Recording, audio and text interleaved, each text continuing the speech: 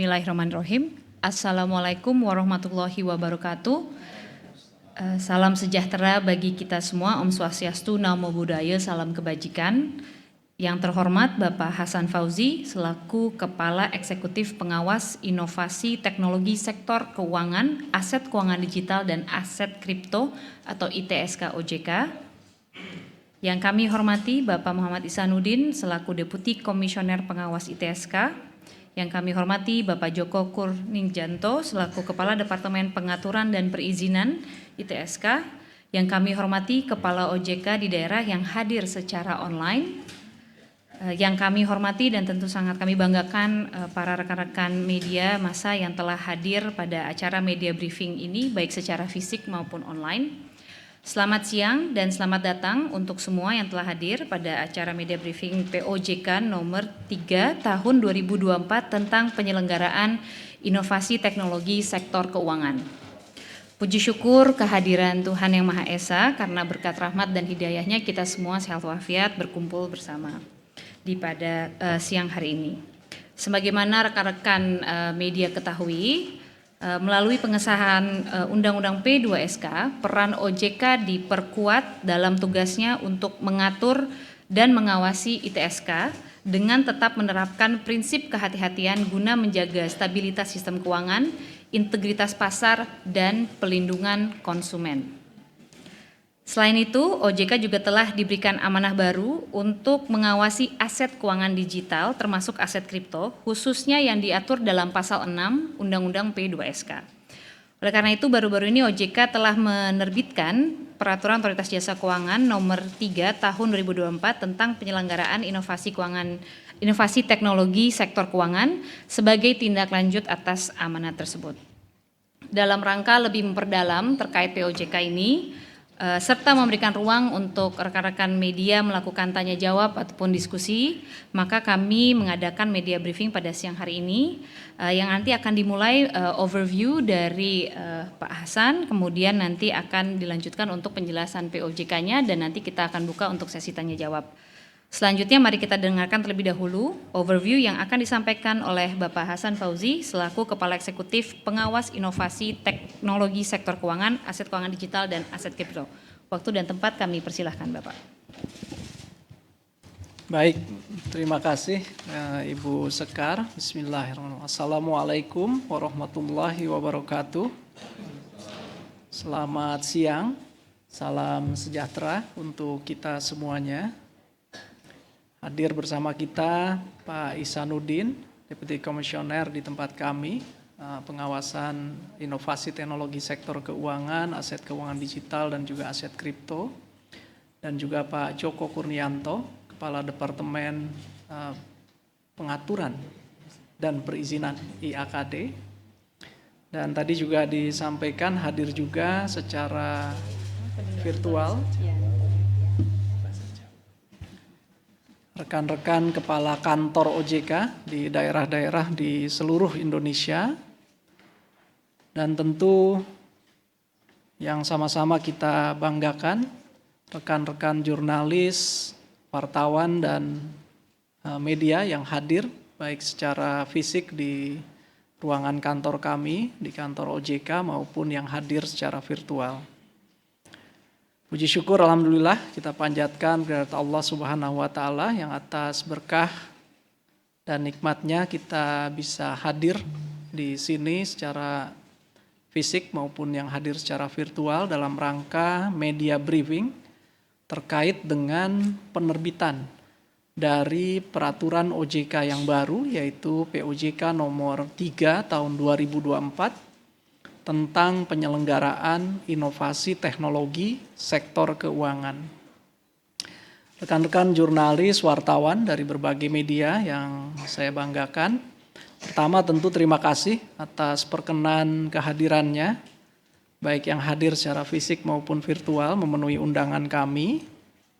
Dan semoga kehadiran teman-teman ini semakin menguatkan komitmen kita bersama, kami di OJK dan rekan-rekan semua di media untuk sama-sama berupaya untuk menyebarkan informasi yang lengkap, yang akurat dan semoga terpercaya kepada publik, kepada masyarakat dalam hal ini. Nah, pada kesempatan ini terkait media briefing dalam kaitannya diterbitkannya POJK nomor 3 tahun 2024 tentang penyelenggaraan inovasi teknologi sektor keuangan atau kita sering singkat dengan ITSK sesuai dengan nomenklatur definisi di Undang-Undang P2SK yang baru.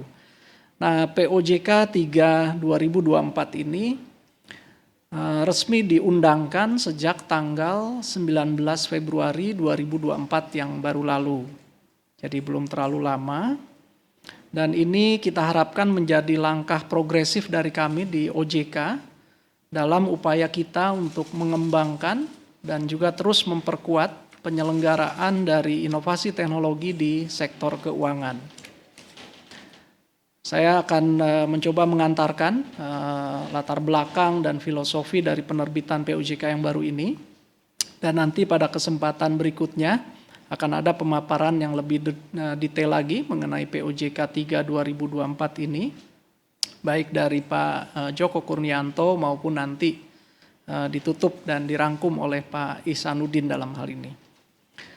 Nah, rekan-rekan jurnalis dan wartawan, latar belakang dari kami di OJK dalam menerbitkan POJK 3 2024 tentang penyelenggaraan inovasi teknologi sektor keuangan ini, tentu tadi juga disampaikan oleh Ibu Sekar, yang pertama ini betul-betul menjadi tindak lanjut dan aturan pelaksanaan dari mandat baru yang diberikan kepada OJK untuk menyelenggarakan pengaturan dan juga pengawasan sektor ITSK ini, inovasi teknologi sektor keuangan, sebagaimana yang diatur dan diamanatkan pada Undang-Undang P2SK. Tepatnya pada pasal 216 ayat 1 dalam Undang-Undang P2SK berbunyi bahwa Bank Indonesia dan juga Otoritas Jasa Keuangan melakukan pengaturan dan pengawasan terhadap penyelenggaraan ITSK sesuai dengan ruang lingkup kewenangan masing-masing. Nah, tentu kami di OJK juga melakukan pengaturan ini dengan memperhatikan lingkup tugas dan kewenangan dari OJK. Nah, prinsip pengaturan dan pengawasan terhadap penyelenggaraan ITSK dalam POJK yang baru ini kami kedepankan dan utamakan prinsip yang berupaya memberikan keseimbangan antara upaya mendorong pengembangan ITSK di satu sisi dengan mitigasi risiko-risiko yang kita harapkan dapat dilakukan secara efektif di sisi yang lain. Jadi kita istilahkan POJK ini diharapkan menjadi satu pengaturan yang balance regulatory framework. Jadi kerangka pengaturan yang kita harapkan berimbang antara motif untuk pengembangan di satu sisi, di mana memang ITSK ini perlu sekali ruang yang cukup untuk berkembangnya inovasi dan pengembangan di ITSK. Tapi di sisi lain, tetap seluruh risiko yang kita antisipasi harus juga menjadi perhatian utama. Nah, terutama prinsip-prinsip yang kita kedepankan adalah pelindungan terhadap konsumen, ya, kemudian juga mitigasi seluruh risiko yang kemungkinan dapat ditimbulkan dari pelaksanaan penyelenggaraan ITSK itu sendiri. Kemudian mengedepankan integritas pasar dengan mengatur bagaimana perilaku pelaku usaha jasa keuangan dalam hal ini penyelenggara ITSK dalam bentuk market conduct yang baik itu harus betul-betul diterapkan. Dan terakhir juga kita menjaga agar seluruh pelaksanaan penyelenggaraan ITSK ini tetap menjaga stabilitas sistem keuangan kita secara keseluruhan. Nah, rekan-rekan media, POJK 3 2024 ini secara substansinya itu terdiri dari 20 bab dan dirinci ke dalam 51 pasal. Jadi cukup lengkap dan kita harapkan cukup komprehensif. Dengan pokok-pokok pengaturan yang ada itu fokus kepada penyempurnaan penyelenggaraan sandbox, Jadi kita tahu OJK menyelenggarakan ruang uji coba dan pengembangan untuk inovasi teknologi sektor keuangan dalam bentuk regulatory sandbox. Nah, di POJK yang baru ini kita sempurnakan. Kemudian ada pengaturan terkait mekanisme pendaftaran dari penyelenggara ITSK itu sendiri yang kemudian akan menjadi LJK yang kemudian diatur dan diawasi oleh OJK. Kemudian ada prinsip untuk penegakan tata kelola dari penyelenggara ITSK yang nantinya terdaftar di OJK. Lalu ada pengembangan inovasi melalui penyelenggaraan pusat inovasi dari OJK. Dan ada juga pengaturan terkait penegakan hukum dalam ekosistem penyelenggaraan ITSK itu sendiri. Jadi ada kepastian juga terhadap penegakan hukum bagi penyelenggaraan ITSK-nya. Nah, adapun terkait penyempurnaan dalam kerangka regulatory sandbox, ini meliputi beberapa aspek kunci, jadi termasuk penambahan kriteria kelayakan. Jadi kita akan perketat nanti onboarding atau pendaftaran dari calon peserta yang akan meminta dilakukannya uji coba dan pengembangan di sandbox OJK melalui pemeriksaan lebih mendalam terhadap kriteria kelayakan apakah yang bersangkutan layak untuk masuk ke dalam sandbox OJK atau tidak.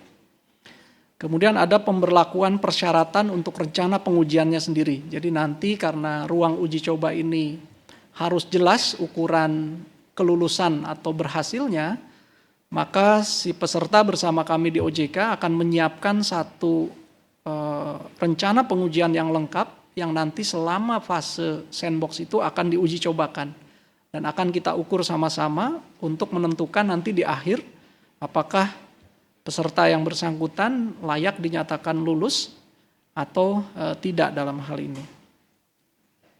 Kemudian ada juga penetapan hasil. Nah, jadi exit policy terhadap hasil dari pelaksanaan sandbox ini juga kita pertegas di dalam POJK yang baru. Jadi nanti kita harapkan tidak ada lagi kondisi peserta sandbox itu berlama-lama di dalam ruang uji coba yang diselenggarakan oleh OJK. Jadi akan ada kepastian pada akhir masa sandbox itu nanti akan ada pernyataan tentang exitnya yang bersangkutan, baik lulus ataupun tidak.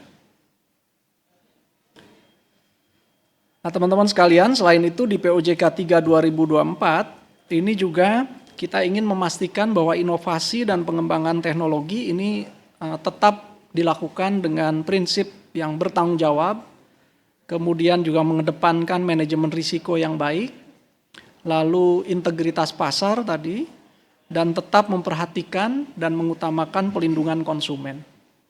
Nah, POJK ini juga menetapkan kewajiban untuk nantinya penyelenggara ITSK itu sesuai dengan amanah di Undang-Undang P2SK wajib untuk memperoleh status izin dari OJK bagi penyelenggara ITSK. Lalu ada aspek juga di mana kita juga di dalam pasal-pasal yang terkait itu mengedepankan peningkatan koordinasi antar pengawas, ya baik di internal OJK maupun terutama dengan kementerian lembaga lain sesuai dengan amanah di Undang-Undang P2SK. Kemudian ada aspek yang juga mengedepankan peningkatan literasi keuangan dan kembali pelindungan konsumen yang kita harapkan dilakukan oleh para penyelenggara ITSK dimaksud. Nah, rekan-rekan jurnalis dan wartawan, jadi POJK 3 2024 ini sekali lagi kita harapkan menandai langkah penting dan transformatif yang kita lakukan di OJK dalam memberikan kepastian hukum bagi pengaturan dan pengawasan terhadap penyelenggaraan ITSK. Harapannya tentu POJK ini dapat menciptakan ekosistem dari financial technology, fintech atau ITSK ini yang lebih sehat, lebih berdampak baik dan juga terintegrasi dengan pendekatan yang nanti akan mengedepankan berbasis aktivitas. Jadi nanti activity based regulatory framework juga. Jadi nanti pengaturan kita akan betul-betul membedakan berdasarkan aktivitas-aktivitas dari penyelenggaraan ITSK-nya dimaksud. Tentu di sisi lain ini juga bertujuan untuk mendukung inovasi-inovasi terus berkembang yang pada akhirnya akan memperkuat dan semakin menambah dampak baik dari penyelenggaraan di sektor keuangan kita. Lebih lanjut, POJK 3 2024 ini juga kita harapkan akan menjadi reformasi penyelenggaraan ITSK dari sisi pengembangan dan penguatan keseluruhan ekosistem keuangan digital di Indonesia, yang saya kira menjadi salah satu prioritas pengembangan di industri kita. Demikian saya kira pengantar dari media briefing terkait penerbitan POJK 3 2024 yang dapat saya sampaikan, dan nanti secara rinci akan dilanjutkan dengan pemaparan terkait materi dari POJK dimaksud baik oleh Pak Joko Kurnianto dalam hal ini maupun nanti dirangkum dan ditutup oleh Pak Ihsanuddin. Terima kasih sekali lagi atas kehadirannya. Assalamualaikum warahmatullahi wabarakatuh. Waalaikumsalam. Terima kasih Pak Hasan. Selanjutnya kami persilahkan Bapak Joko Kurnianto untuk melakukan pemaparan lebih detail lagi terkait dengan POJK 3 tahun 2024. Silakan Bapak. Baik, terima kasih Mbak Sekar. Bismillahirrahmanirrahim. Assalamualaikum warahmatullahi wabarakatuh. Selamat siang Pak Hasan Fauzi, Pak Ihsanuddin, Mbak Sekar, dan rekan-rekan semuanya, Bapak Ibu dari media. Menindaklanjuti yang disampaikan oleh Pak Hasan tadi, mungkin secara umum Pak Hasan sudah menyampaikan beberapa poin khususnya terkait dengan latar belakang ya. Mengapa kita mengeluarkan POJK baru POJK 3 tahun 2024 ini.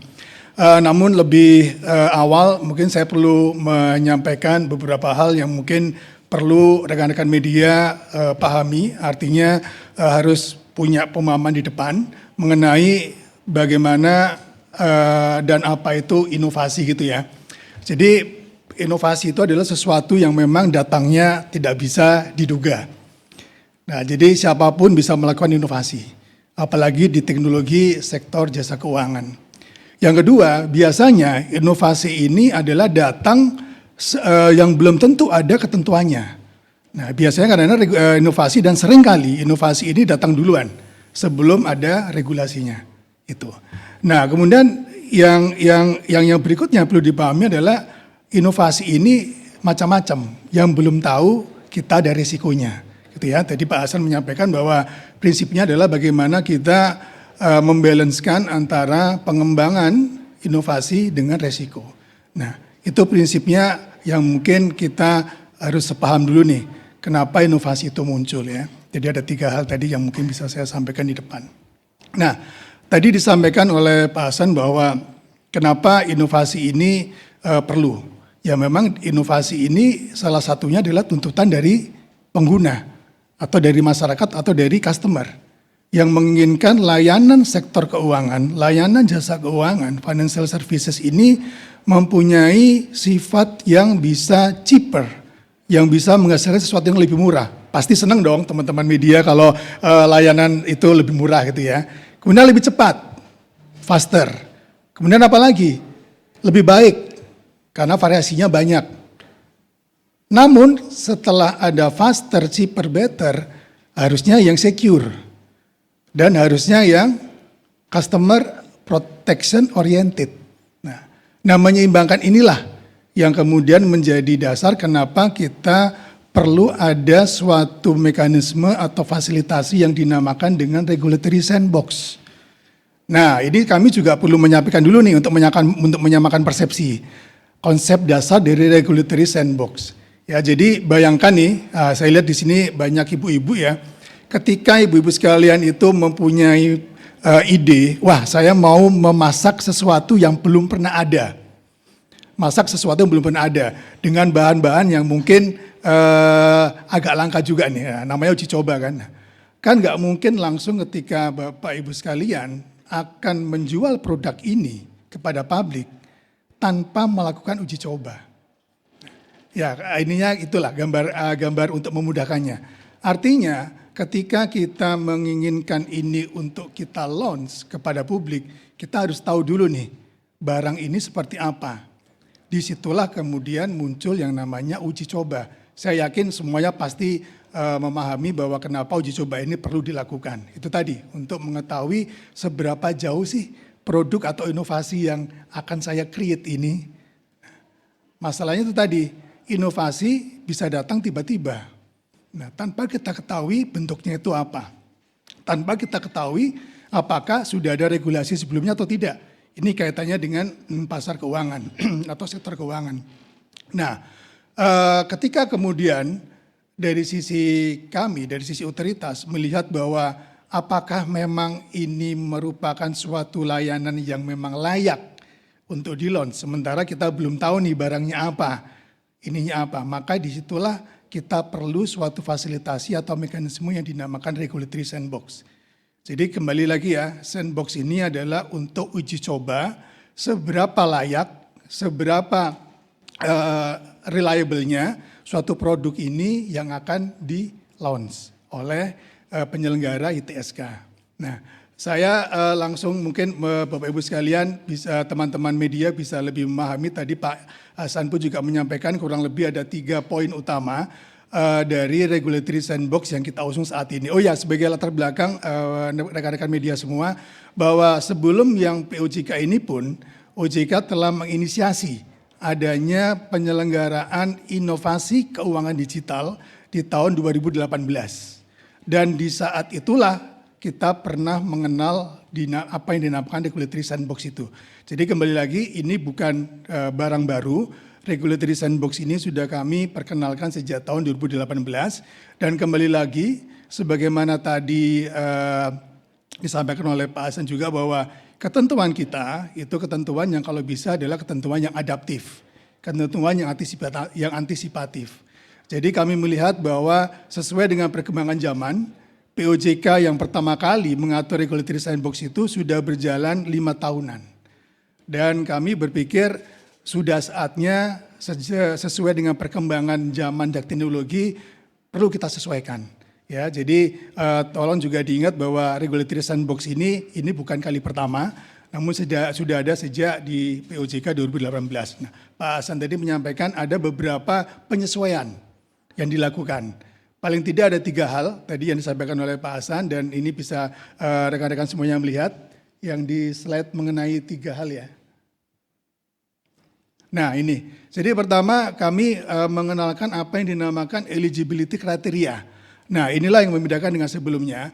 Artinya ketika kemudian ada sebuah atau seorang atau LJK atau pihak ingin atau menciptakan suatu inovasi, maka dia harus kami lihat eligibility kriterianya, eligibilitasnya. Apakah memang inovasi tersebut layak untuk nantinya diuji coba. Nah ini yang belum ada sebelumnya. Mengapa? Kok sekarang baru ada? Nah kita kan tahu nih dalam waktu 5 tahun ini bisa jadi sudah banyak inovasi yang ada di publik, yang ada di sektor keuangan. Nah kami ingin tahu nih jangan sampai ada inovasi yang kami uji cobakan padahal dia sebetulnya sudah ada sebelumnya, sudah ada regulasinya. Nah ini jadi kita harus memastikan bahwa yang akan masuk di ruang uji coba adalah memang yang benar-benar nanti memenuhi kriteria eligibilitas atau eligibility kriteria. Yang kedua, ketika peserta itu berniat untuk melakukan uji coba, maka dia harus menyertakan testing plan atau rencana uji coba. Apa itu testing plan? Nanti ada setelah ini. Nah itu yang membedakan juga dengan yang sebelumnya. Nah, jadi di awal kita harus clear banget nih, dia akan melakukan uji cobanya seperti apa. Nah, yang ketiga yang membedakan juga adalah hasil sandbox-nya. Tadi Pak Hasan juga sudah menyampaikan harus ada certainty atau kepastian. Setelah dari sandbox ini kemudian apa nih hasilnya? Nah, ini juga membedakan, nanti akan saya bahas juga selanjutnya. Nah, yang pertama terkait dengan eligibility criteria nih, supaya rekan-rekan media juga turut bisa memahami kira-kira apa sih di dalam eligibility criteria. Nah, ini paling tidak kita selain dari calon peserta melakukan assessment, self-assessment, kita pun juga akan menilai atau mengakses apakah inovasi yang didaftarkan tersebut adalah inovasi yang akan mencakup sektor jasa keuangan. Itu, jangan-jangan memang dia inovasi, tetapi mungkin bukan di sektor keuangan. Nah itu kan berarti ada screen pertamanya nih. Nah, yang kedua, inovasi tersebut memang benar-benar memenuhi unsur kebaruan dan mempunyai unsur pembeda yang signifikan dari yang telah ada sebelumnya di sektor keuangan. Ya, tadi yang saya sampaikan, bisa jadi memang inovasi itu sudah ada. Nah, karena kan istilah sudah berjalan lebih dari 5 tahun nih. Nah, siapa tahu inovasi itu ternyata sudah ada. Ya kalau sudah ada nggak perlu lagi ada di sandbox, apalagi kalau sudah ada ketentuannya misalnya. Kemudian yang ketiga yang harus kita lihat lagi adalah apakah inovasi ini yang terpenting nih. Apakah inovasi itu dapat memberikan manfaat, meningkatkan pelayanan dan memberikan nilai tambah. Nah, ini untuk menjawab tuntutan dari nasabah atau tuntutan dari publik tadi yang menginginkan layanan itu better, faster, cheaper. Kami uji di sini apakah inovasi yang akan didaftarkan ke kami itu memang akan memberikan manfaat, apakah memang akan memberikan sesuatu yang lebih baik, ataukah akan memberikan sesuatu yang lebih murah misalnya. Itu harus kita lihat di sini. Kemudian inovasi yang siap. Jadi jangan sampai juga inovasi yang didaftarkan itu masih belum siap. Oh ya, kami masih harus melakukan ini. Wah, berarti belum siap. Nah, itu ya nggak perlu masuk ke regulatory sandbox. Kemudian inovasi yang memerlukan dukungan uji coba dan pengembangan sebelumnya, serta belum, nah ini yang saya tadi sampaikan, belum ada pengaturan dan pengawasan sebelumnya.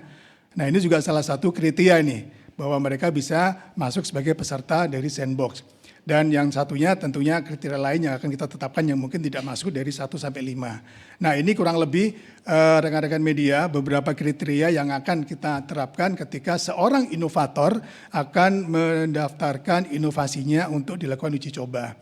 Nah, kemudian tadi saya sampaikan juga bahwa selain mereka kita assess eligibility-nya, mereka juga harus menyampaikan testing plan-nya. Nah, biar clear nih, selama uji coba itu mereka akan melakukan apa. Nah, paling tidak di dalam testing plan itu dia harus bisa menjelaskan secara clear inovasi produk ini seperti apa, aktivitas layanan ini seperti apa, dan model bisnis apa yang akan diuji coba dan dikembangkan. Yang kedua, tentu dia harus bisa mengidentifikasi potensi risikonya. Saya memang menciptakan inovasi seperti ini, tetapi kami sudah mengidentifikasi resiko loh, resikonya ada seperti ini. Untuk memitigasi resiko ini kami akan melakukan ini. Itu yang kami akan lihat juga di dalam testing plan. Kemudian ada rencana implementasi tadi sekalian dengan potensi resiko yang tadi saya sampaikan, mitigasinya seperti apa. Kemudian batasan. Nah, batasan pun juga perlu Bapak Ibu sekalian, rekan-rekan media. Jadi jangan sampai dalam ruang uji coba itu bisa seperti orang melaksanakan bisnis sebagaimana biasanya. Bisnis secara full. Jadi onboardingnya secara full. Ini yang kami hindari. Bahwa dia harus juga bisa menyampaikan bahwa misalnya nih, kami hanya melakukan testing sampai dengan 1.000 customer pertama. Atau kami akan melakukan testing sampai dengan 2.000 hit pertama misalnya. Setelah itu kami akan lihat perkembangannya. Ini harus clear. Jadi onboardingnya nggak langsung full 100% operasional. Ini yang memang harus kita batasi. Kemudian ini yang penting juga bahwa meskipun masih dalam kerangka masih dalam regulatory sandbox, tapi tetap harus memperhatikan kerangka pelindungan konsumen. Karena memang ini dinamakan live testing, rekan-rekan media semuanya ya. Jadi ini bukan dummy ya, bukan dummy, dalam RS ini bukan dummy, tetapi dia live testing. Jadi dia testing di dalam real environment. Memang dia melakukan kerjasama dengan bank misalnya, dia melakukan kerjasama dengan P2P lending misalnya, dia kerjasama dengan asuransi, live. Dan ada customernya melayani Bapak Ibu sekalian. Jadi meskipun itu masih di dalam regulatory sandbox, tetapi tetap harus ada kerangka pelindungan konsumennya. Kita juga melihat juga kesiapan permodalan dan sumber dayanya. Kemudian exit policy-nya atau transisi. Seandainya nanti kami onboarding full, bagaimana transisi dari RS, dari sandbox ini kepada full operational. Kemudian skenario uji cobanya seperti apa. Nah, ini life journey-nya harus juga kelihatan nih journey-nya gitu ya. Kemudian IQ-nya seperti apa? IQ dari akhir sandbox seperti apa? Misalnya IQ-nya bahwa oh ya kami bisa meraih full 1.000 customer atau 2.000 customer. Kemudian tidak ada komplain dari pengguna, dari mitra tidak ada komplain dan sebagainya. Itu IQ-nya. Nah, test plan ini Bapak Ibu sekalian kita uji di depan, artinya kita bicarakan.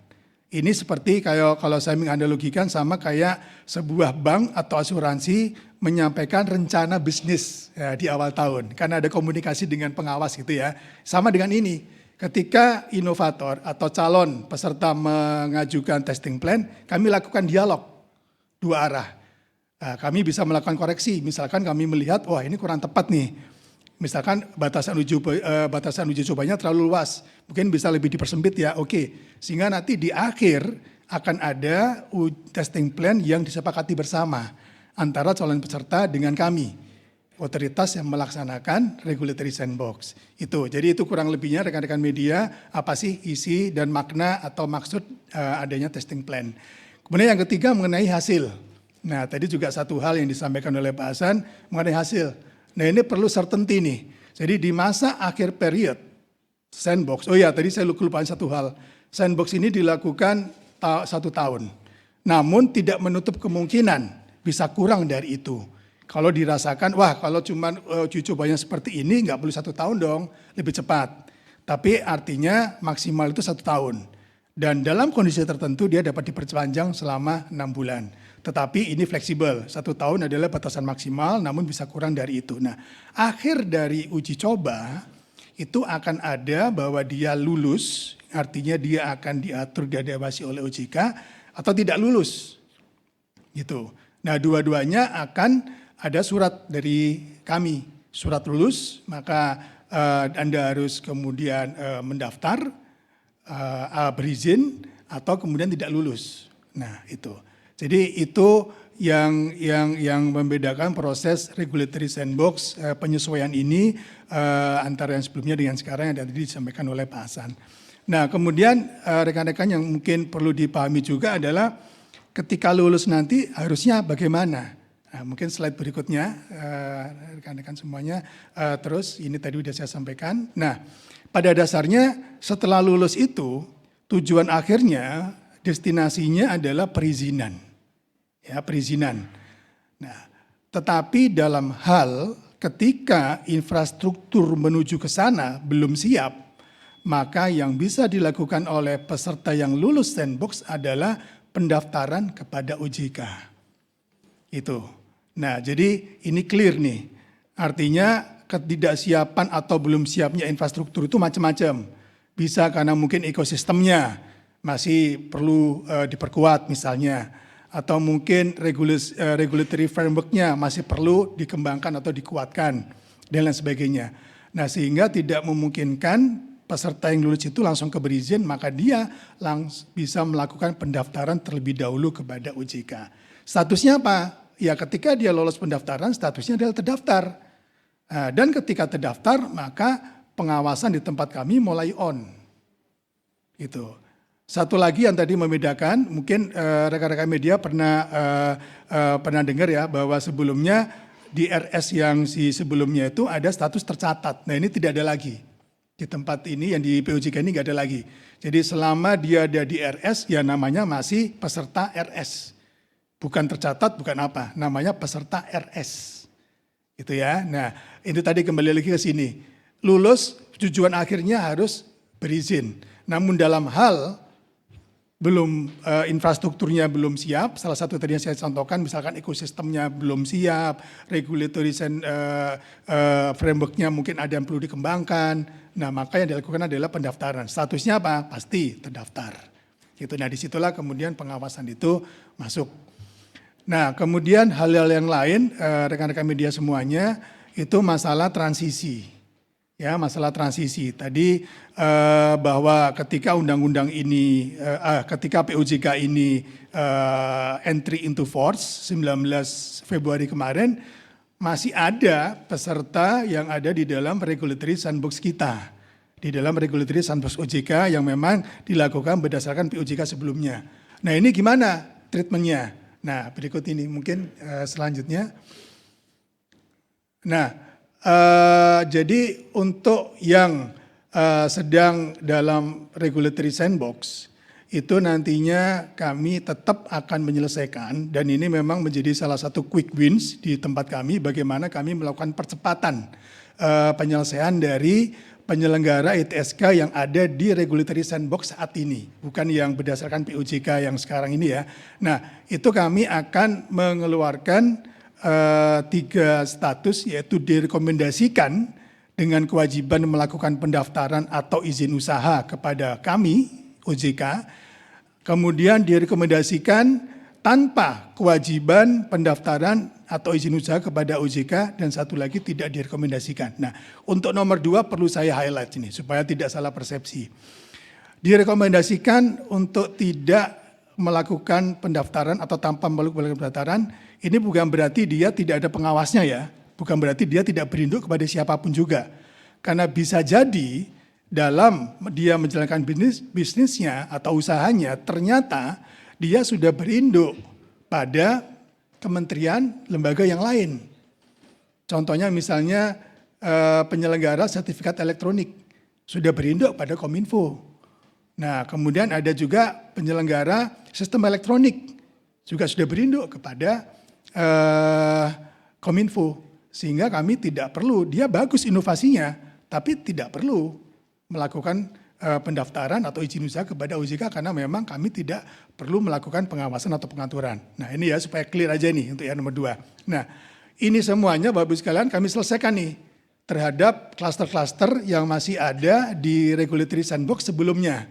Nah, ini jadi tolong bisa dipahami rekan-rekan media semuanya bahwa ada 2 hal. Pertama, kami mengenalkan regulatory sandbox yang kami sesuaikan, yang tadi saya panjang lebar ada 3 hal yang membedakan tadi. Sama satu lagi kami harus menyelesaikan nih dalam peralihan ini. Kami di wing yang satu lagi kami harus menyelesaikan klaster-klaster yang masih ada di regulatory sandbox sebelumnya.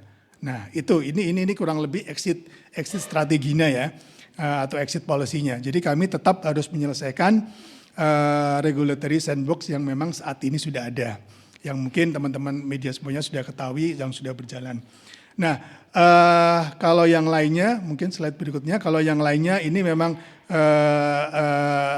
tadi disampaikan oleh Pak Hasan bahwa di dalam POJK ini pun kami juga membuat apa itu yang dinamakan pusat inovasi.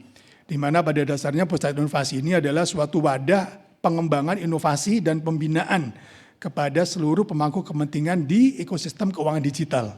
Nah, jadi kami nanti akan ada pusat inovasi yang di dalamnya bisa mempertemukan nih, mungkin bisa mempertemukan antara penyelenggara ETSK dengan LJK yang memang sudah ada, yang sudah diawasi dan diatur oleh OJK, atau juga mempertemukan di antara penyelenggara ETSK, atau kami akan menginisiasi suatu inovasi yang mungkin belum diajukan oleh inovator, tetapi kami melihat di global ini, di dunia atau di belahan dunia yang lain, inovasi ini udah ada, tapi belum ada di Indonesia. Bisa jadi itu kami initiate melalui pusat inovasi ini. Jadi kami melihat nih misalkan di global, di negara lain, wah inovasi itu bagus nih, di negara kita belum ada nih. Kami akan kembangkan itu melalui pusat inovasi ini. Kami ajak para inovator, ayo dong kita inovasikan yang ini baru nih dan ini bagus gitu. Nah, makanya di sini penyelenggara pusat inovasi ini, penyelenggaraan ini mungkin bisa dibaca rekan-rekan semuanya menjadi pendampingan bagi siapa? Bagi inovator teknologi di sektor keuangan. Kemudian untuk mengembangkan standar teknologi di sektor keuangan untuk diskusi dan juga kegiatan lain yang terkait dengan pengembangan ITSK dan ekosistem keuangan digital. Kemudian yang lain-lain saya pikir ini merupakan provision atau norma-norma yang sudah ada juga yang di POJK sebelumnya yang kami rasa masih relevan. Jadi makanya di depan kami menyampaikan bahwa hanya memerlukan penyesuaian di beberapa bagian karena memang masih ada norma lain yang memang masih relevan untuk ditetapkan saat ini. Seperti norma mengenai APU PPT tetap kami lakukan ada, norma mengenai tata kelola tetap harus ada, norma mengenai pelindungan data itu juga ada, norma mengenai pelindungan customer atau nasabah juga harus ada, dan lain sebagainya. Jadi yang lain-lain mungkin masih sama, masih relevan, dan kami tetap memasukkan norma-norma itu ke dalam POJK yang baru ini. Mungkin itu garis besar rekan-rekan media semuanya yang dapat kami sampaikan. Sekian dan terima kasih. Wassalamualaikum warahmatullahi wabarakatuh. Waalaikumsalam warahmatullahi wabarakatuh. Terima kasih Pak Joko Kurnianto. Baik Bapak Ibu sekalian, rekan-rekan media tadi sudah diberikan pemaparan lengkap terkait dengan POJK 2024, POJK 3 nomor 2024. di mana memang ini merupakan langkah progresif ya untuk pengembangan ITSK itu sendiri yang di dalamnya ada cakupan terkait mengenai penyempurnaan dari regulatory sandbox itu sendiri, dan di sini juga ada kepastian dari regulatory sandbox di mana memang peserta regulatory sandbox yang nantinya dinyatakan lulus sebagai penyelenggara ITSK dapat melanjutkan ke proses pendaftaran ataupun perizinan. Dan tadi juga disebutkan bahwa ada yang namanya pusat inovasi untuk pengembangan sektor keuangan ke depannya. Dan tentunya semua ini dalam rangka untuk penguatan ekosistem digital. Dan saya rasa teman-teman pasti ini ada juga banyak pertanyaan yang ingin menanyakan. Kita untuk buka selanjutnya ke sesi tanya jawab. Kita akan buka untuk sesi yang pertama untuk 3 penanya terlebih dahulu. Sebenarnya Bapak Ibu sekalian juga ada rekan-rekan media yang hadir secara online, tetapi kita akan prioritaskan dahulukan untuk teman-teman yang sudah hadir secara fisik di sini. Baik, untuk sesi pertama yang silahkan teman-teman.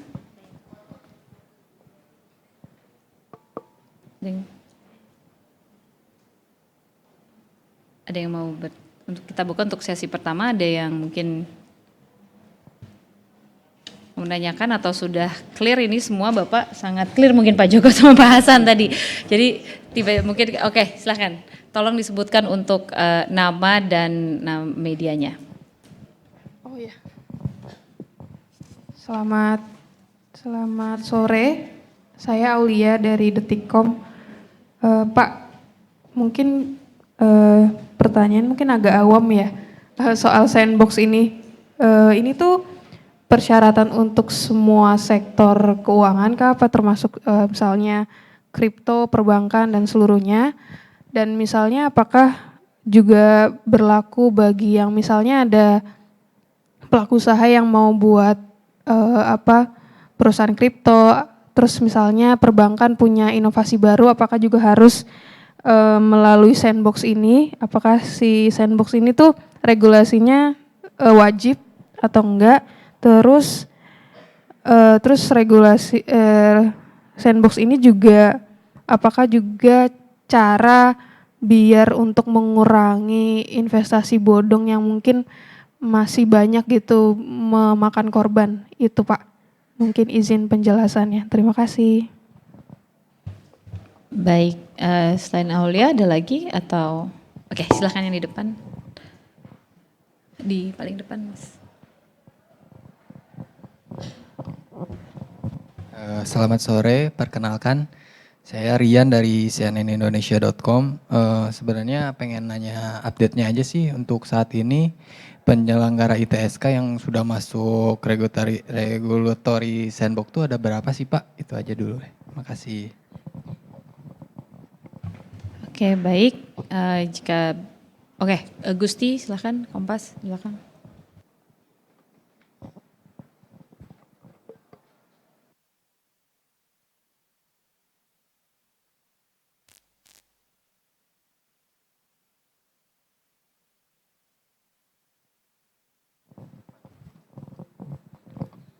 Selamat sore Pak, perkenalkan saya Gusti dari kompas.com Pak.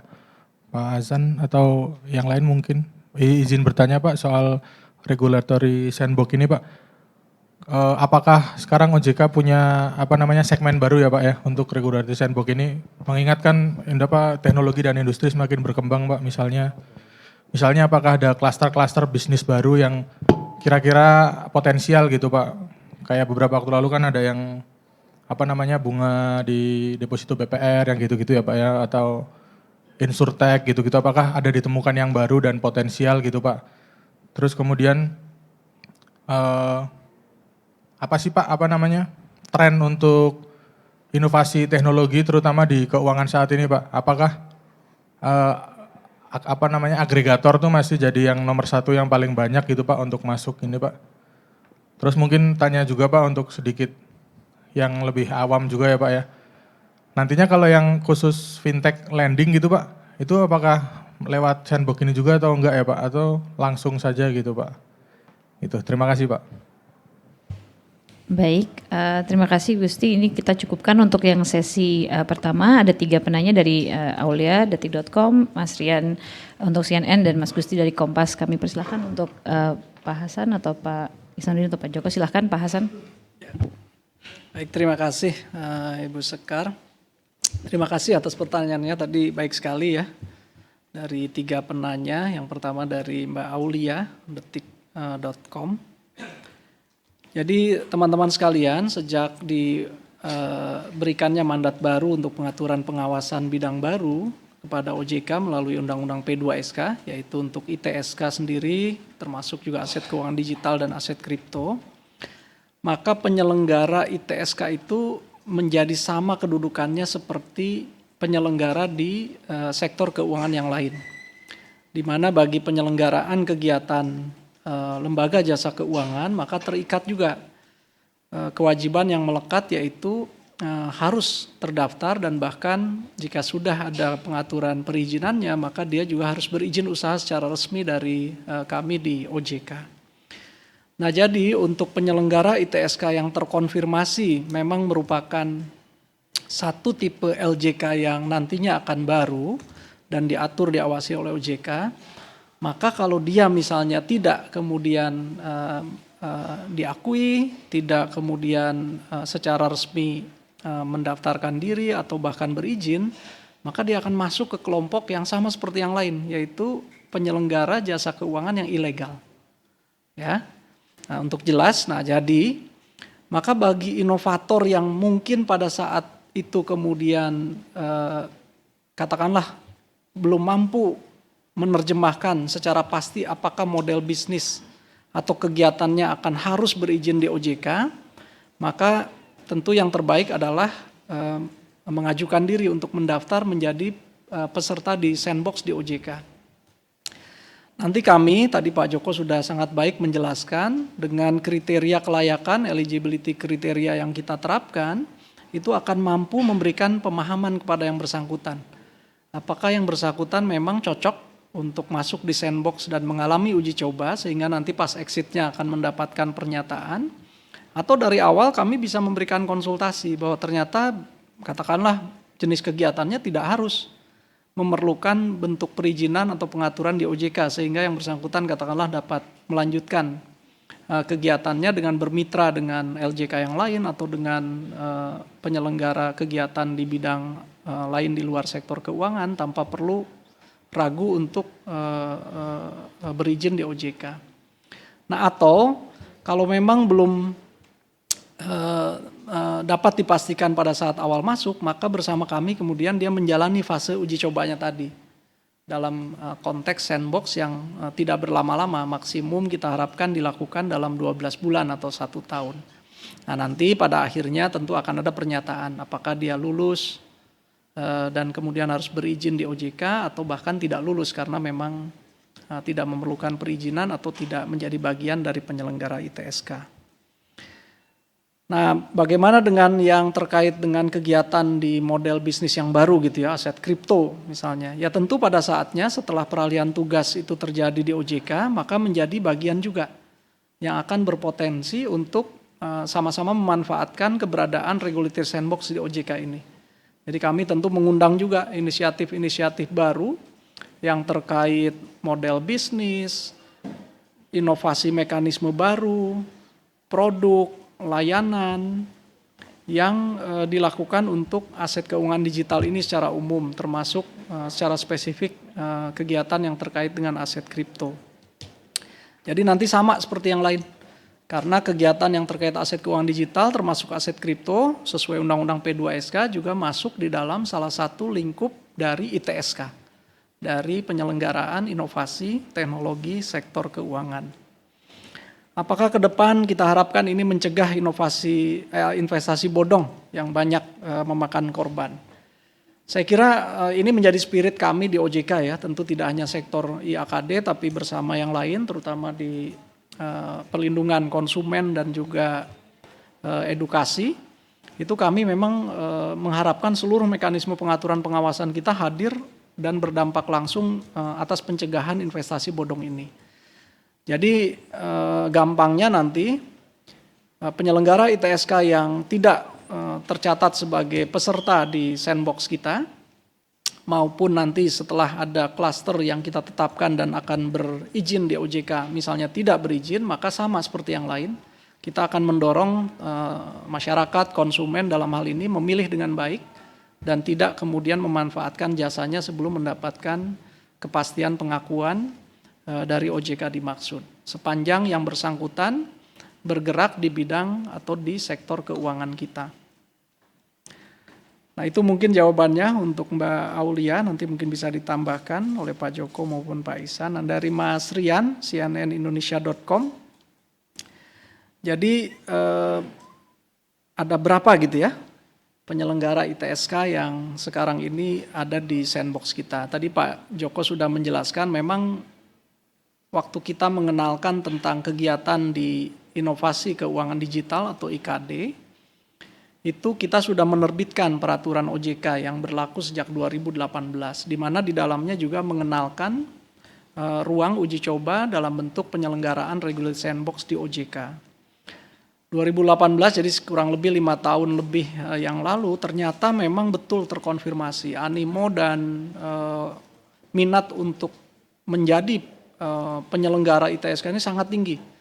Terbukti kami menerima tidak kurang sejak pemberlakuan aturan itu tidak kurang dari 458 proposal pendaftaran untuk menjadi peserta di regulatory sandbox di OJK. Dan 155 diantaranya sudah juga mendapatkan pernyataan diterima dan tercatat sebagai peserta regulatory sandbox di OJK. Nah, pada saat sektor IAKD ini mulai secara efektif beroperasi di OJK, yaitu di Agustus 2023 yang lalu, yang masih berada di dalam sandbox di OJK bahkan masih tercatat 108 peserta. Di antaranya bahkan ada yang sudah lama berada di sandbox, ada yang bahkan mencapai lebih dari 4 tahun. Nah, karena ada keterbatasan di OJK, karena lingkup kewenangan OJK kan sebelumnya tidak bisa kemudian mengatur dan mengawasi sektor yang baru ini gitu ya, tanpa diampu atau dimiliki oleh sektor yang sudah lebih dulu ada kewenangannya. Misalnya kalau dia penyelenggara ITSK yang tidak dikenal di perbankan, ya tentu perbankan tidak bersedia misalnya kemudian melakukan pengaturan pengawasannya. Demikian juga di pasar modal, di IKNB dan yang lainnya. Nah karenanya faktanya ada 108 waktu itu yang masih berlama-lama ada di sandbox kita gitu ya.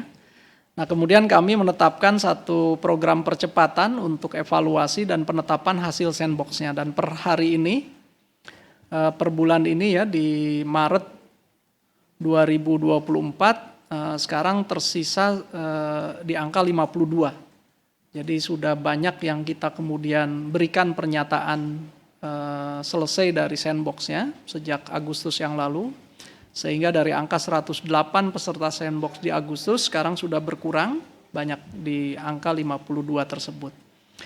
Dan 52 ini pengurangannya tentu terdiri dari ada yang sebagian direkomendasikan, artinya lulus, direkomendasikan dan diwajibkan nantinya berizin di OJK, seperti cluster atau model bisnis inovatif credit scoring. Nah itu ada dari 17 peserta di sandbox, ada 10 yang kita sudah nyatakan rekomendasi, mengantongi surat lulus tadi, surat rekomendasi yang berlaku 6 bulan ke depan sebelum nanti dia diwajibkan untuk mendaftar atau nanti berizin usaha di OJK.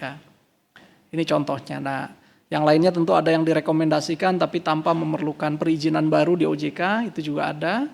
Dan sebagian lainnya ada yang tidak direkomendasikan sehingga yang bersangkutan harus menghentikan kegiatan usahanya. Nah kalau yang direkomendasikan tapi tidak memerlukan perizinan baru, karena sebelumnya juga di OJK kan mengenal kemitraan. Jadi misalnya LJK yang ada sekarang itu juga melalui POJK yang ada sebetulnya dimungkinkan untuk bermitra dengan katakanlah penyelenggara jasa teknologi informasi gitu yang membawa inovasi teknologi sektor keuangan. Tapi katakanlah kegiatan-kegiatannya tidak cukup untuk memerlukan bentuk pengaturan atau pengawasan tersendiri lagi di IAKD. Nah karenanya kami tetap merekomendasikan dan melanjutkan kegiatan usahanya dengan bermitra dengan LJK yang sebelumnya sudah ada. Misalnya dengan perbankan, dengan pasar modal, dengan LJK di PVML maupun di asuransi dan dana pensiun. Nah terus kan pertanyaannya gimana dong nanti kegiatannya apakah lepas dari pengawasan OJK? Tentu tidak.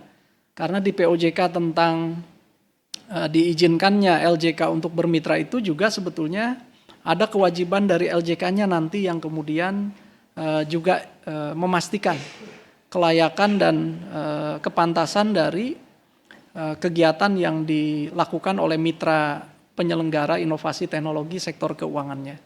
Jadi nanti melalui LJK yang sudah berizin usaha di OJK itulah kemudian pengawas kami nanti juga memeriksa kelayakan dari mitranya dalam hal ini. Seperti itu mungkin Mas Rian. Mas Gusti dari kompas.com, terima kasih. Jadi pertanyaannya juga sangat baik dan forward looking gitu ya, ke depannya nih ya.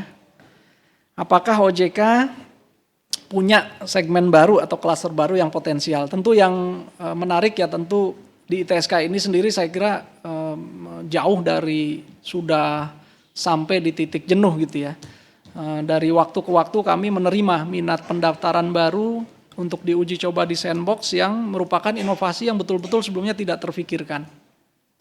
Dan sangat baik karena beririsan atau berkaitan dengan LJK yang sudah lebih dulu ada. Jadi ada inovasi yang nanti akan sangat mendukung di sektor perbankan.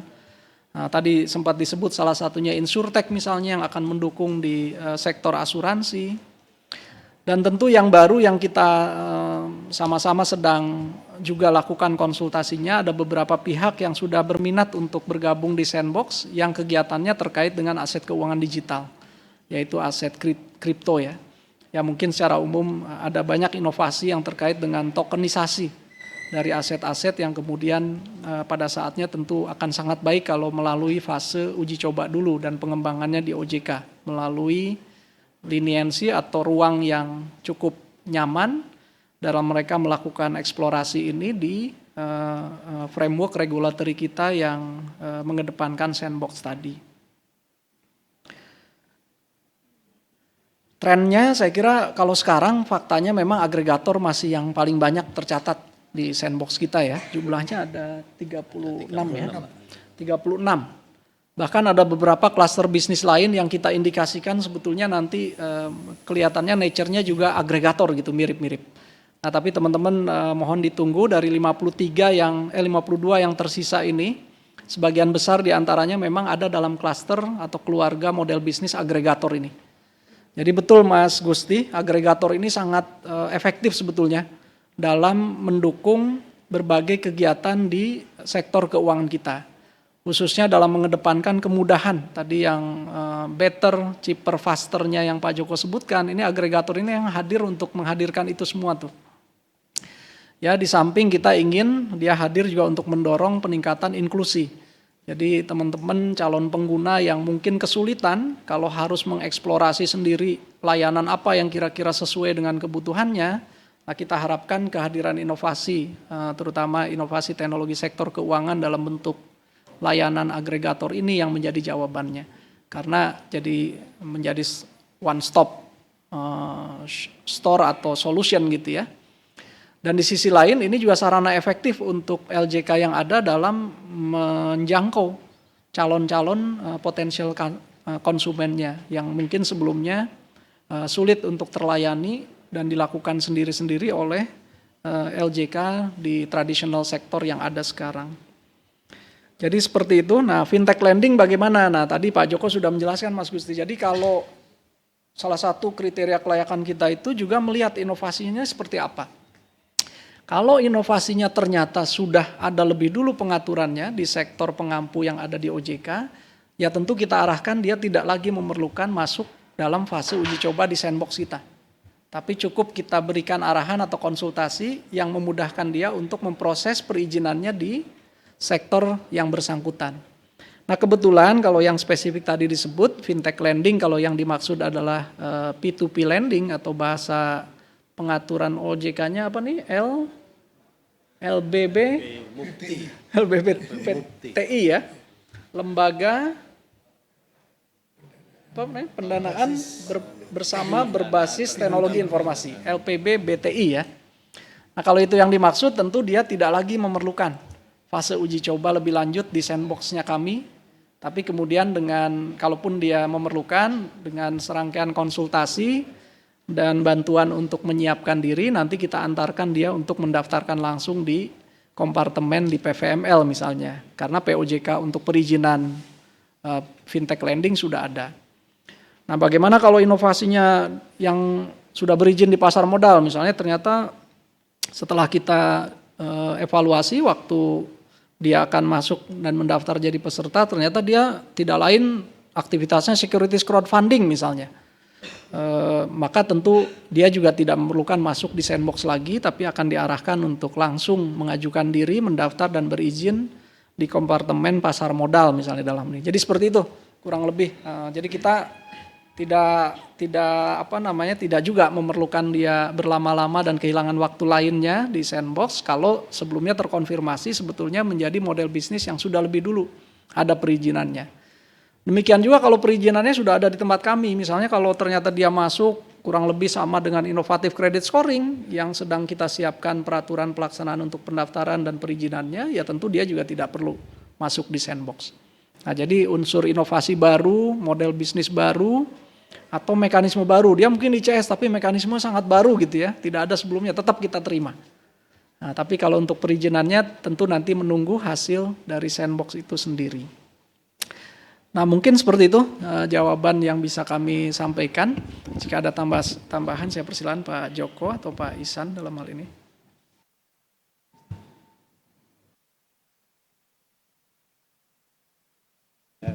Ya, baik, makasih Pak Hasan. Saya menanggapi atau menambahkan yang terkait pertanyaan Mbak Aulia tadi dari Detik ya. Tadi ditanyakan skopnya maupun termasuk yang mengajukan menjadi peserta regulatory sandbox. Di dalam POJK ini juga diatur bahwa yang bisa mengajukan regulatory sandbox itu bisa LJK, artinya bisa lembaga jasa keuangan yang sekarang ini ada, dan juga bisa juga pihak lain yang memang bergerak di sektor keuangan dan memang akan melakukan inovasi.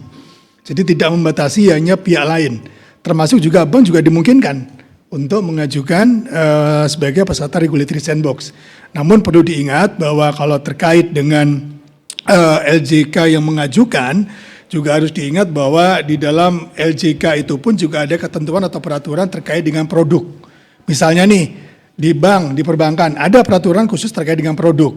Kemudian di asuransi juga ada terkait dengan produk. Jadi pasti nanti pengawas akan melakukan assessment apakah yang diajukan oleh LJK tersebut ke pengawas itu kategori produk dari yang akan mereka awasi ataukah nanti bisa disampaikan kepada kita gitu. Dalam hal kemudian LJK itu menyampaikan inovasi barunya untuk menjadi peserta sandbox, maka si LJK tersebut harus mendapat rekomendasi dari pengawas. Jadi misalkan nih Bank A, dia punya inovasi khusus yang mungkin belum ada sebelumnya dan mungkin dia tidak terkategorikan produk baru di bank yang di banknya tersebut, maka dia bisa mengajukan menjadi calon peserta RS, tapi kemudian harus mendapat rekomendasi dari pengawas, itu ya. Jadi tidak membatasi pihak yang lain, tapi termasuk juga LJK yang sekarang ini sudah berada dalam pengawasan OJK. Nah, mungkin untuk pemahaman juga rekan-rekan media yang lain bahwa di dalam POJK ini pula itu juga bisa memberikan kewenangan kepada OJK untuk meminta LJK itu untuk melakukan regulatory sandbox. Jadi misalnya nih, ketika ada koordinasi antara bidang kami dengan perbankan, kemudian melihat wah ini kayaknya baru banget nih, memang belum ada inisiatif dari sisi LJK-nya, kita bisa meminta mereka untuk masuk untuk diteliti lagi dalam regulatory sandbox. Itu dimungkinkan juga di dalam POJK ini. Jadi dalam POJK ini bisa dua arah. Bisa inisiasi dari LJK dan pihak lain, bisa juga inisiasi dari kami. Berdasarkan analisis kami maupun juga market intelligence kami dengan pengawas. Itu mungkin tambahan untuk Mbak Rian. Makasih. Baik, terima kasih Pak Hasan, Pak Joko, dan Pak Ihsanuddin. Teman-teman, ini sesi 1 tadi kita sudah buka, kita buka untuk sesi 2. Sekiranya ada yang teman-teman melanjutkan pertanyaan, baik. Sudah mulai panas nih Pak, jadi sudah mulai. Ya, silahkan. Selamat sore, sebelumnya perkenalkan saya Mentari dari CNBC Indonesia. Izin bertanya Pak, ini misalnya saya dari kacamata konsumen nih Pak. Kalau sebagai konsumen itu bagaimana sih mengecek bahwa suatu ITSK itu sudah terdaftar di regulatory sandbox gitu. Jadi bisa ngecek juga bagaimana perizinannya, terus habis itu legalnya gimana gitu sebagai konsumen. Lalu kedua, tadi kan disebut bahwa dari sektor aset kripto itu sudah ada konsultasi ke OJK untuk pendaftaran di regulatory sandbox. Nah, ini apakah termasuk langkah transisi pengawasan dari Bapepti ke OJK, Pak? Lalu mungkin terakhir minta update untuk transisi dari Bapepti ke OJK pengawasannya itu bagaimana? Sekian, terima kasih. Terima kasih Mentari. Selanjutnya dari Gina Kumparan, silahkan. Selamat siang, saya Gina dari Kumparan. Izin bertanya Pak terkait inovasi industri blockchain ini, OJK memandangnya seperti apa dan apakah sudah ada pelaku usaha blockchain seperti NFT melakukan uji coba regulatory sandbox. Yang kedua Pak, izin update soal arahan IAKD ke depannya seperti apa? Apakah nanti ada peluncuran roadmap Pak ke depannya dan kira-kira targetnya kapan? Terima kasih.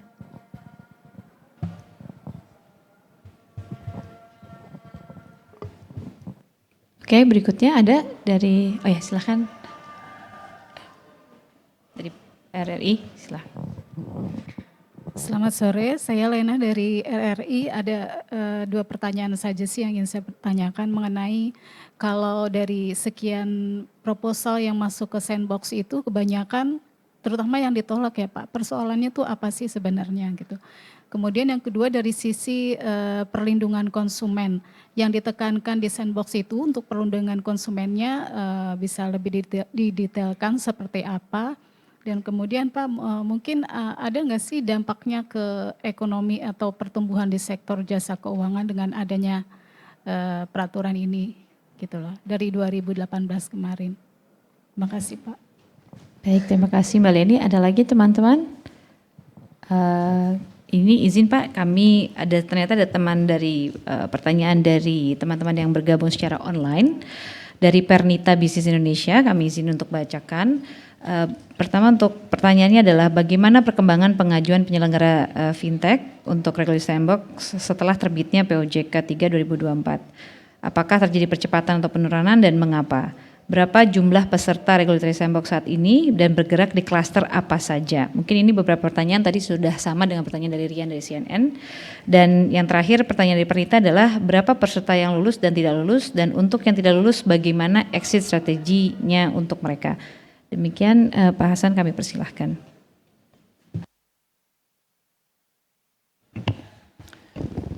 Baik, terima kasih. Pertanyaan-pertanyaannya sangat baik dan betul nih mulai panas jadi mulai mulai tajam dan banyak. Mungkin saya pilih beberapa ya, nanti sebagian lainnya akan juga direspon nanti baik oleh Pak Joko maupun Pak Ihsan. Tadi ada dari CNBC Indonesia ya, mungkin nanti saya izin Pak Joko yang akan merespon. Dari Mbak Gina ya, Kumparan. Ya. Jadi memang kalau yang sekarang ada lebih banyak tuh yang untuk yang blockchain tadi ya, nggak spesifik di produk inovasinya. Jadi bukan yang NFT tadi, tapi tokenized dari real world asset gitu ya. Itu ada. Sekarang sedang dalam fase konsultasi dan ada juga model bisnis yang memfasilitasi efisiensi penyelenggaraan kegiatan di lingkup aset kripto atau aset keuangan digital secara umum. Nah tentu kita sih berharap nanti ada kecukupan basis landasan hukumnya bagi kita dalam menerima para inovator yang ada di sektor aset keuangan digital ini termasuk aset kripto sebelum nanti masa peralihan kewenangan terjadi dari Bapepti kepada kami di OJK. Nah, jika itu memungkinkan. Kalaupun tidak nanti kami mungkin akan berkoordinasi melalui payung nota kesepahaman yang ada di antara kami dengan Bapepti untuk memungkinkan agar penyelenggaraan sandbox bagi kegiatan yang terkait dengan aset keuangan digital termasuk aset kripto ini masih dapat dilakukan. Mengantisipasi dan menjadi bagian dari persiapan peralihan tugas terkait kewenangan pengaturan dan pengawasan untuk aset keuangan digital dan aset kripto dimaksud. Kemudian dari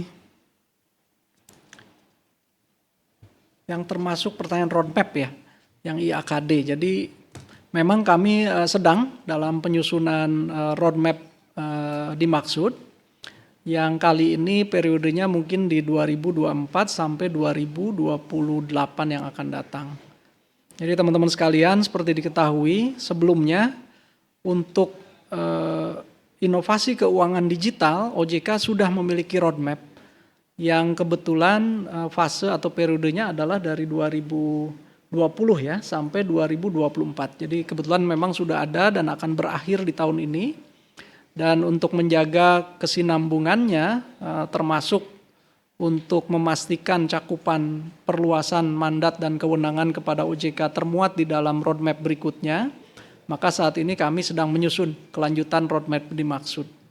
Nah, kapan targetnya? Kita harapkan di bulan Mei yang akan datang kami dapat menerbitkan roadmap pengaturan, pengawasan, termasuk pengembangan dan penguatan IAKD ini untuk periode berikutnya di 2024 sampai 2028 yang akan datang. Mungkin itu saya kira yang bisa saya jawab. Nanti ada beberapa pertanyaan yang saya persilakan nanti Pak Joko dan Pak Ihsan untuk dapat merespon.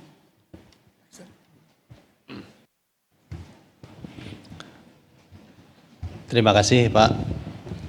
Mungkin yang pertama dari Mbak Matahari tadi ya. Lengkapnya, kalau Jamal Mirdad Mentari. Jadi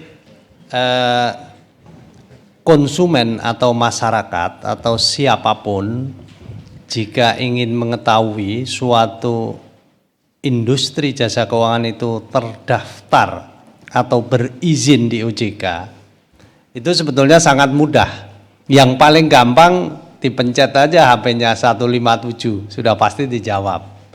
Atau juga dilihat di webnya OJK itu juga bisa. Jadi nggak mungkin lah masyarakat itu akan tertipu apakah industri jasa keuangan itu terdaftar atau berizin di OJK. Jadi itu cara yang paling mudah. Nah, untuk menjawab tadi ya terkait dengan pelaku kripto dan terkait dengan transisi, nah itu di dalam Undang-Undang P2SK itu clearly stated bahwa terkait dengan masalah peralihan kewenangan baik pengaturan maupun pengawasan dari Bapepti ke OJK itu nanti akan diatur di dalam peraturan pemerintah. Nah, untuk saat ini memang proses penetapan peraturan pemerintah itu masih dalam diskusi, artinya harmonisasi di Kumham dan sebentar lagi akan berproses ke Seknek.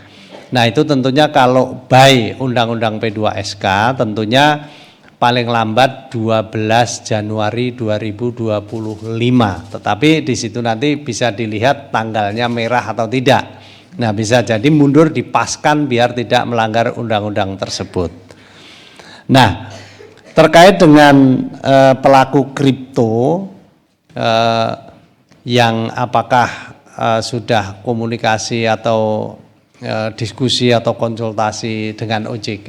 Nah, kami saat ini juga sudah berkomunikasi tentunya juga atas izin atau komunikasi dengan Bapepti. Jadi dengan asosiasi kami sudah beberapa kali bertemu dan berdiskusi, bahkan dalam forum resmi FGD kami juga melakukan.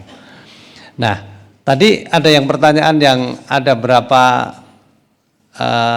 yang di dalam sandbox tadi ya. Tadi ada pertanyaan yang sama tadi yang dijelaskan oleh Pak Hasan. Tadi saat ini memang ada 52 ya. Nah, ini pembagiannya tadi memang agregator itu ada 36, kemudian ada financing agent itu ada 7, kemudian funding agent ada 2, kemudian Welltech ada 2, financing agentnya tadi ada 3, kemudian ada financial planner ada 4. Jadi kalau di jumlah 52 sekarang penghuni sandbox-nya itu. Memang permohonannya itu, ini kan industri ini kayak semacam euforia, mirip P2P lending. Ketika POJK 77 mengenai P2P lending dulu terbit, banyak sekali permohonan. Nah ini memang permohonan paling tinggi juga terkait dengan permohonan ke RS itu juga tahun 2019. Kayak P2P tahun 2018 puncak-puncaknya. Nah karena semacam euforia makin lama makin turun. Moga-moga habis nanti lama-lama. Sehingga yang diawasi tidak terlalu banyak, itu aja membuat kerepotan. Nah barangkali itu yang bisa saya tambahkan. Silakan Pak Joko, ada beberapa yang perlu ditambahkan lagi. Baik, terima kasih Pak Hasan. Pak Iksan tadi yang menjawab pertanyaan Mbak Leni ya dari RRI. Berapa proposal yang masuk tadi sebetulnya Pak Hasan maupun Pak Iksan juga menyampaikan posisi sekarang ini, tapi mungkin perlu diingat bahwa itu adalah yang masuk di tahun-tahun awal ketika regulatory sandbox itu dibuka ya. Nah ketika POJK ini berlaku 19 Februari yang lalu hingga saat ini memang belum ada proposal yang masuk yang mendaftarkan untuk menjadi peserta regulatory sandbox dengan menggunakan metode yang baru. Bahwa ada beberapa yang masih bertanya, konsultasi, nggak ada masalah, itu bagian dari kami untuk bisa menjelaskan bagaimana proses regulatory sandbox yang akan kami terapkan sesuai dengan POJK yang baru ini. Nah kemudian tadi ditanya nih, dari sekian proposal tentunya yang lama ya, itu kira-kira masalahnya apa saja gitu ya. Nah kami menjumpai gini Mbak Leni dan rekan-rekan media ya, ada juga karena memang tadi disampaikan oleh Pak Iksan euforia, itu kadang-kadang ada yang beberapa bahkan cukup banyak yang sustainability dari bisnisnya atau going concern-nya itu jadi nggak ada. Jadi mereka mati di tengah jalan gitu. Nah karena itu tadi, karena memang kita di awal tidak mengecek atau tidak mengakses eligibility kriteria. Tapi tidak ada yang salah di sini. Artinya kita ini kan berevolusi ya. Di awal di tahun 2018 kita mengundang, kita menginvite any innovation, silakan masuk. Gak ada masalah, kita kemudian mengakses gitu. Nah sekarang ini yang ingin kita perbaiki. Jadi artinya jangan sampai ada putus di tengah-tengah hanya karena dia misalkan nih bisnisnya nggak jalan gitu. Nah kami menjumpai itu yang di regulatory sandbox yang di sebelumnya itu, bahwa memang ada beberapa perusahaan yang memang karena dia sebetulnya dalam tanda petik ya inovasinya kurang kuat, kemudian cheaper better fasternya mungkin jadi kurang bisa didapat, jadi dia berhenti di tengah jalan, kehabisan bensin ibaratnya gitu. Jadi going concern-nya jadi nggak ada gitu.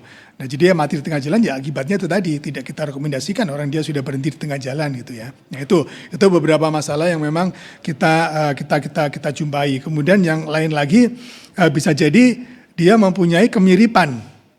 Nah kemiripan dengan inovasi yang lain gitu. Nah sehingga pengguna atau mitra ini jadinya berbagi gitu kan, berbagi pangsa gitu. Nah itu juga kaitannya juga dengan kelanjutan bisnis juga, jadi muaranya ada di sana. Nah tadi ada pertanyaan juga yang kedua terkait dengan dampak regulatory sandbox ini terhadap ekonomi. Saya ingin share, kalau diizinkan Pak Hasan, saya ingin share satu yang tadi disampaikan oleh Pak Hasan juga, bahwa satu yang sudah kita rekomendasikan terkait dengan inovatif credit scoring. Nah mungkin rekan-rekan media belum pernah membayangkan ya bahwa seseorang yang tidak mempunyai credit records, tidak mempunyai rekod terhadap kredit, itu akhirnya bisa memperoleh kredit hanya dengan inovasi yang lain. Contohnya misalnya nih, ketika saya mengajukan kredit ke sebuah bank atau ke sebuah P2PL atau ke sebuah lembaga pembiayaan, saya nggak punya kredit record sebelumnya, saya tidak punya sejarah kredit sebelumnya. Yang sebetulnya bank itu bisa melihat dari slik saya, bisa melihat dari LPIP yang lain. Nah, karena saya tidak mempunyai sejarah kredit, saya jadinya dinilai, oh orang ini tidak pantas untuk dapat kredit. Tetapi saya kan punya record yang lain, saya kan punya record melakukan transaksi e-commerce, saya punya record mengenai penggunaan telepon saya punya record mengenai pembayaran PBB saya, mengenai pembayaran pajak saya yang lain, mengenai sewa saya. Kan saya punya sejarah itu semua. Nah, ini di-capture oleh perusahaan atau oleh penyedia ITSK Innovative Credit Scoring. Jadi meskipun saya yang sebelumnya tidak bisa diberikan kredit hanya karena saya tidak punya catatan kredit, tapi saya punya record yang lain yang bagus. Saya ternyata belanja e-commerce-nya banyak, saya ternyata pembayaran handphone saya itu ternyata memadai dan memang pemakaiannya memang banyak dan tepat waktu, saya tidak pernah menunjak pembayaran pajak, kan ini menggambarkan profil saya. Itu yang di-capture oleh perusahaan Innovative Credit Scoring. Sehingga saya yang tadinya tidak layak untuk memberi kredit, karena saya punya profil yang baik dengan penilaian yang lain, jadinya masuk. Jadi saya dapat memperoleh kredit. Nah, ini kan dari sisi ini aja sudah bisa bisa mengatasi masalah inklusi yang tadinya saya tidak akses kepada bank, sekarang saya jadinya punya akses gitu.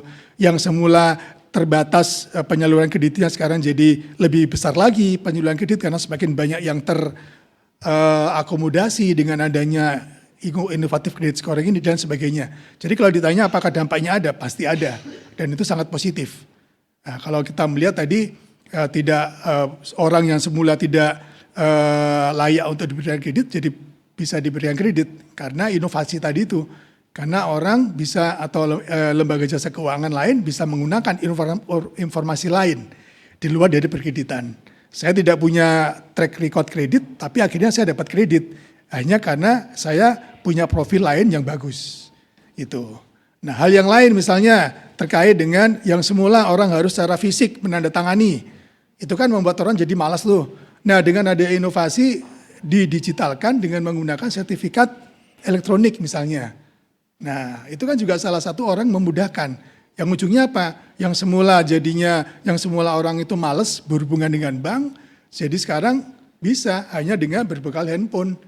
Nggak perlu kita datang ke bank, nggak perlu teken pakai bolpen, kita cukup bikin sertifikat elektronik, send. Itu kan sesuatu yang sebelumnya terlimitasi menjadi terbuka. Kemungkinan ini kami meyakini ini menjadi leveraging dari ekonomi itu sendiri. Makasih Pak Azan. Sedikit saya tambahkan ya untuk mendapat gambaran gitu. Jadi kalau sandbox yang ada di OJK sesuai dengan apa yang dinyatakan di Undang-Undang P2SK, ini mungkin rekan-rekan juga bisa membedakan dengan misalnya inkubator startup yang ada di luar sana. Nah, kalau inkubator itu banyak juga yang menawarkan proses inkubasi bagi startup yang bahkan baru di tahap awal. Misalnya baru di tataran ide awal gitu ya. Atau bahkan company atau PT-nya belum berdiri secara resmi dan sebagainya. Nah, kalau sandbox OJK tidak demikian. Jadi kalau di tempat kami, tadi Pak Joko sudah menjelaskan, di dalam beberapa kriteria kelayakannya bahkan kita mensyaratkan sebetulnya yang bersangkutan sudah cukup siap melakukan kegiatan operasional inovasi teknologinya dan dikaitkan atau terkait dengan sektor keuangan. Bahkan untuk beberapa model bisnis tertentu kalau dia pendukung pasar misalnya, kita bahkan mensyaratkan dia sudah lebih dulu punya kemitraan dengan LJK yang lain. 1, 2 atau lebih dari itu. Nah, itulah yang nanti akan kita sepakati bersama mereka waktu menyepakati rencana pengujiannya atau testing plan. Nah, kami di OJK kemudian akan menyediakan kelengkapan yang mencukupi keyakinan kita nanti di ujung sandbox agar mereka cukup mendapat ruang untuk melakukan uji coba dan pengembangan lebih lanjut atas inovasinya selama sandbox tadi. Misalnya OJK bisa menyediakan datanya pun data real. Yang mungkin kalau tanpa masuk di sandbox mereka kesulitan. Nah, kita kan punya data. Kalau mereka kita anggap layak untuk mengakses data-data di sektor keuangan yang dapat diberikan oleh kami di OJK, maka itu termasuk yang akan disediakan dalam masa uji coba di sandbox dimaksud. Kemudian bahkan juga di tahap-tahap tertentu mereka dapat kita kenalkan untuk potensi kemitraan awal dengan LJK-LJK yang ada saat ini.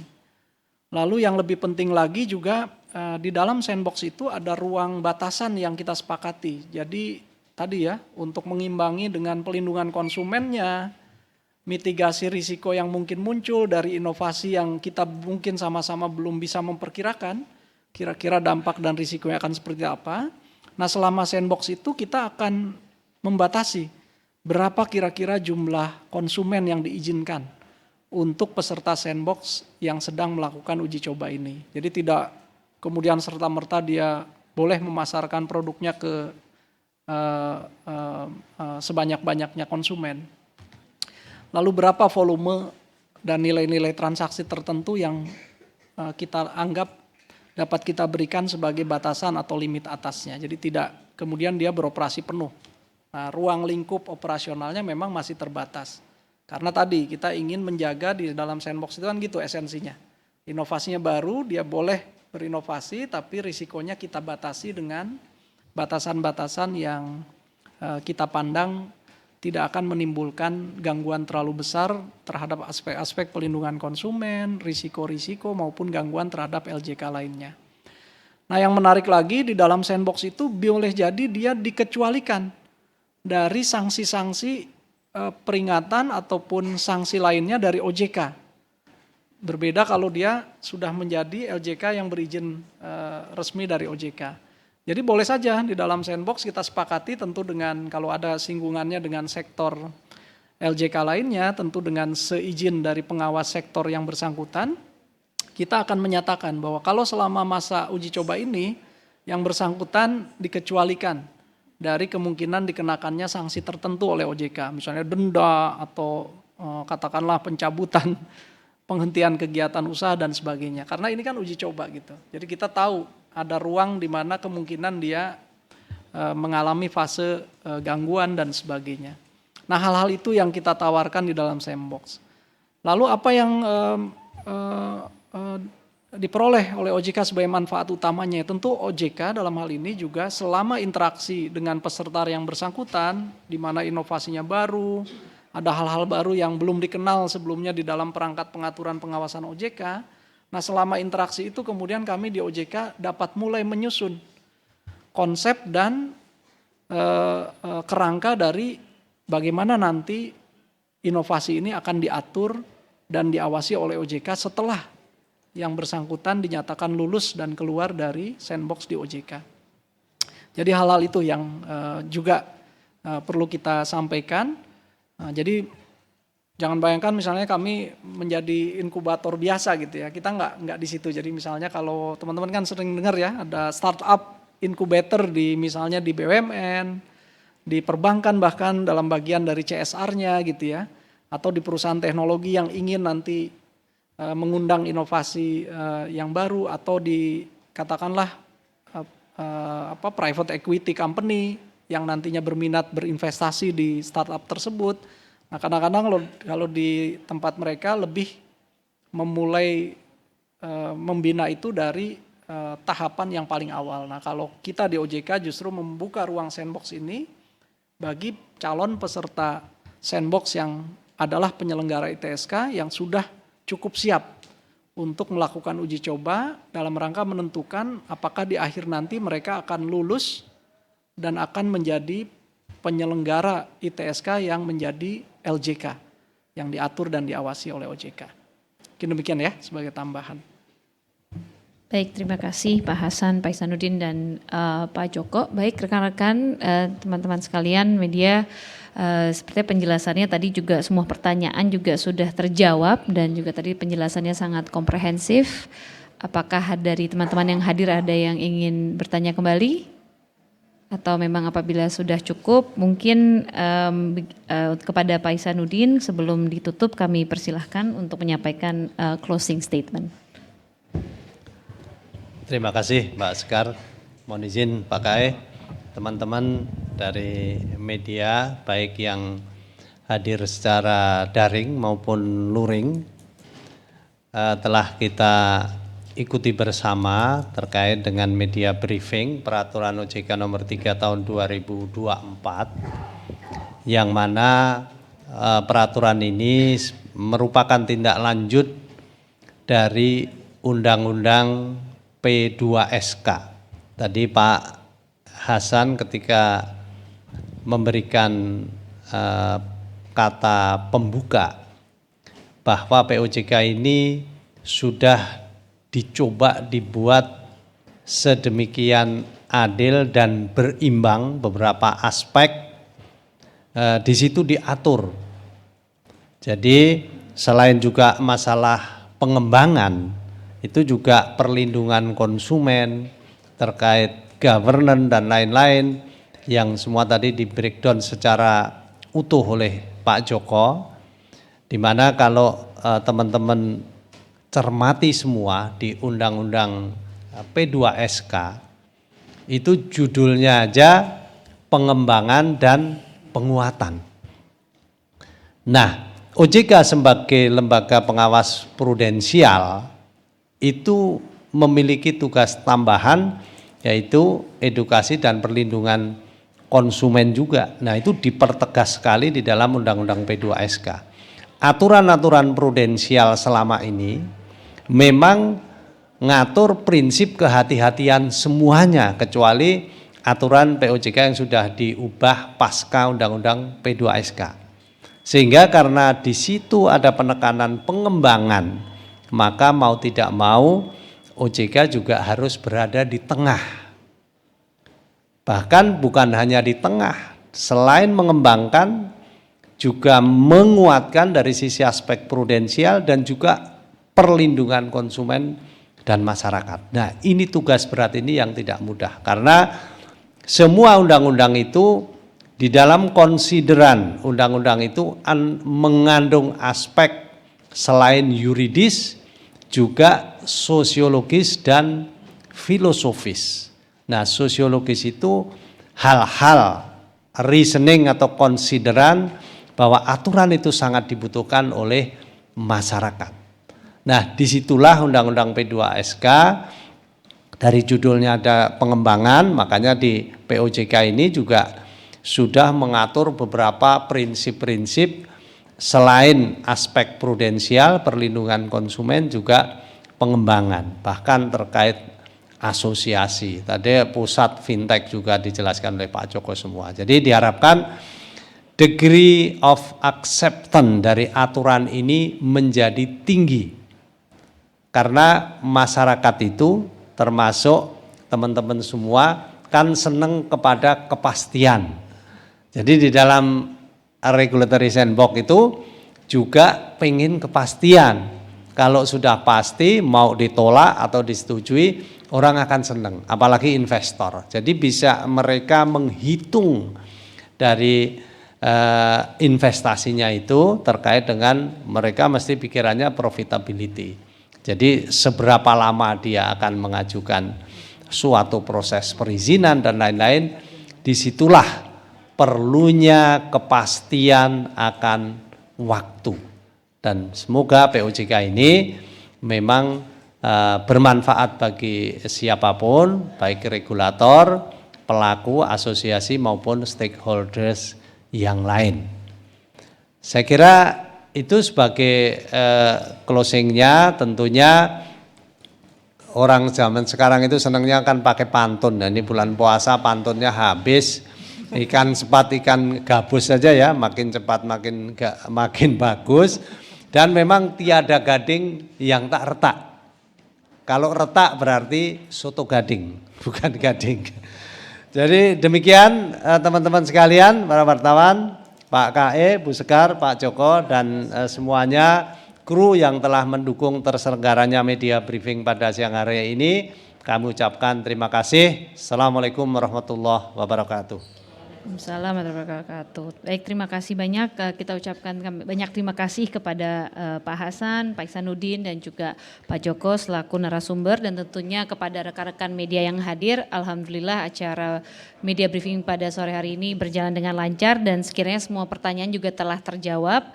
Apabila memang ada pertanyaan yang belum terjawab atau belum yang dapat ditanyakan dan masih ingin ditanyakan, maka dapat disampaikan ke Humas dan nanti akan kami jawab secara tertulis. Dengan demikian kami ucapkan terima kasih dan acara kami tutup. Wassalamualaikum warahmatullahi wabarakatuh.